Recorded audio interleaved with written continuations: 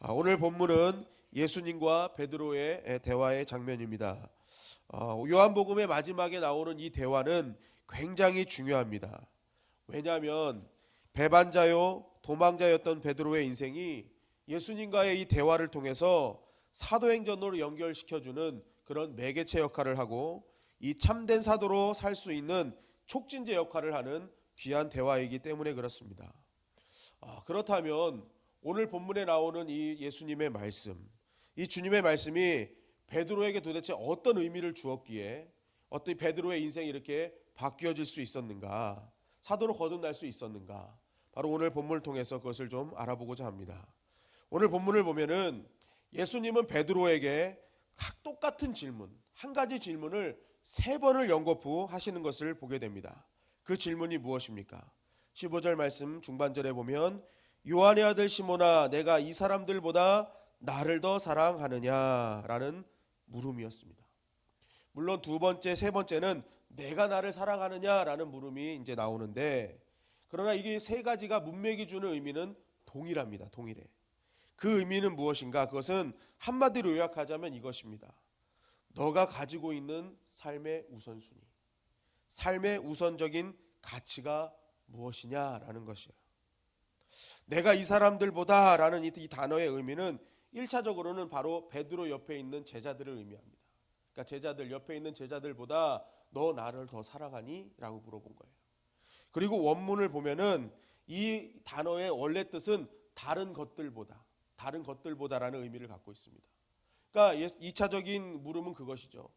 너가 갖고 있는 다른 것들, 예를 들면 너의 생명, 너의 생업, 너의 가족, 너의 자존심, 너의 재물, 이런 것들이죠. 이러한 것들보다 네가 그거보다 나를 더 사랑하니? 라는 어떤 그러한 물음이었다는 것입니다. 그러니까 그런 모든 것들보다 너의 가장 우선순위, 너의 삶의 가장 우선 가치는 무엇이냐? 나냐? 그것이냐? 라는 물음이었다는 것입니다. 베드로는 이러한 주님의 물음에 정확히 대답하죠.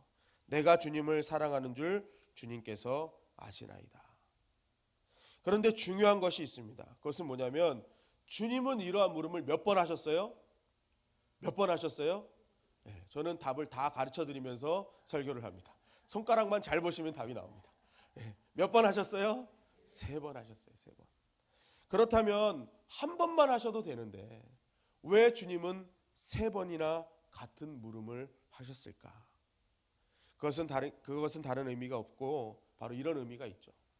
베드로가 가지고 있던 근심, 상처, 쓴뿌리를 완전히 제거하시려는 주님의 자상하심과 진정한 사랑을 드러내고 있는 것입니다.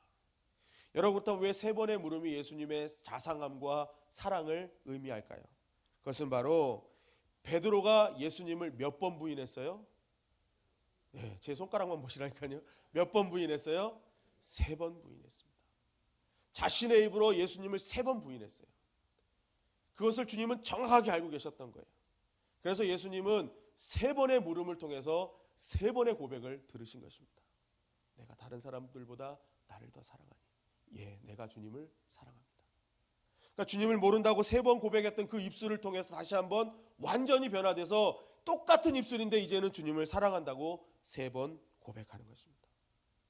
그 3번의 고백을 통해 베드로가 그동안 가지고 있었던 마음속의 죄책감, 주님을 배신했다는 그 죄책감, 쓴뿌리, 상처와 근심들을 주님은 완전히 제거해 주신 것입니다. 그러고 나서 주님이 하신 일이 무엇입니까?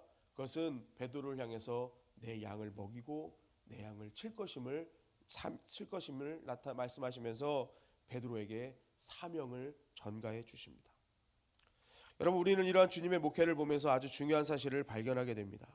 그것은 예수님께서는 우리에게 어떤 사명을 맡기기 전에, 우리에게 양떼를 맡기기 전에 반드시 먼저 물으시고 해결하실 일이 있다는 것입니다. 그것이 무엇입니까? 첫째는 지금 너의 삶의 가장 우선순위는 무엇이냐?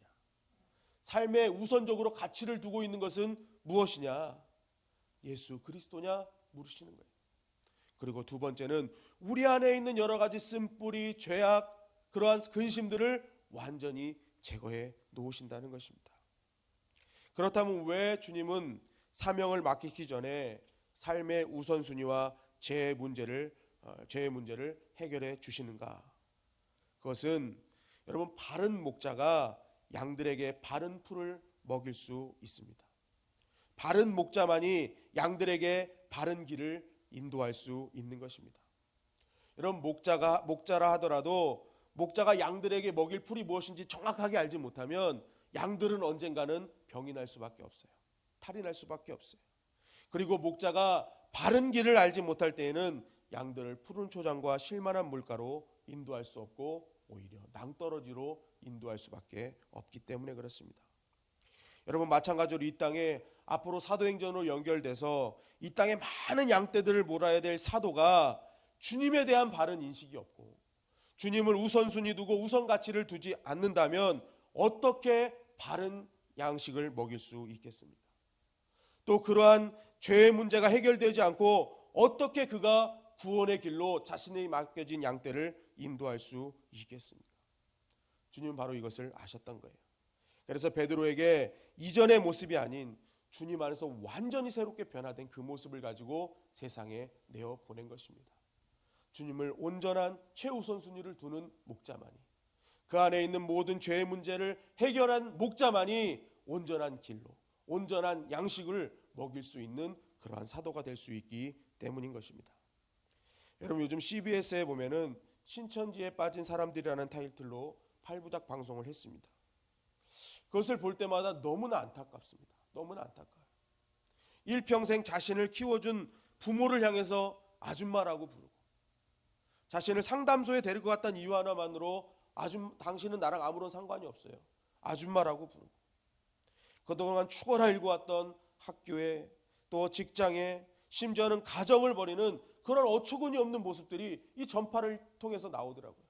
이 신천지가 얼마나 나쁜 조직인지 그것을 통해서 보여주고 있더라는 것입니다.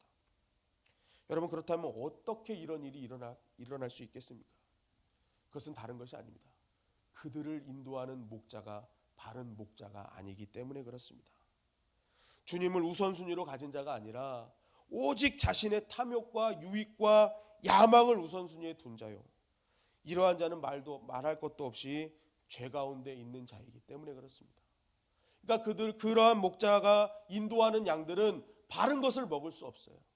그리고 그러한 자가 인도하는 양떼들은 바른 길로 갈 수 없는 것입니다. 여러분, 우리를 생명의 길로 인도하시는 분은 오직 하나님이신 줄 믿습니다.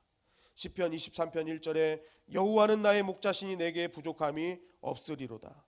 그가 나를 푸른 초장에 누이시며 쉴만한 물가로 인도하시는도다. 여호와 하나님만이 우리의 온전한 목자 되셔서 부족함이 없는 초장과 쉴만한 물가로 인도하시는 것입니다. 그리고 또 하나는 바로 주님 안에서 오직 주님만이 우선순위를 두고 있고, 나의 죄 문제를 해결하시는 분은 오직 예수님이십니다라는 고백을 가진 자가 또한 이 시대를 이끄는 진정한 목자인 줄 믿습니다.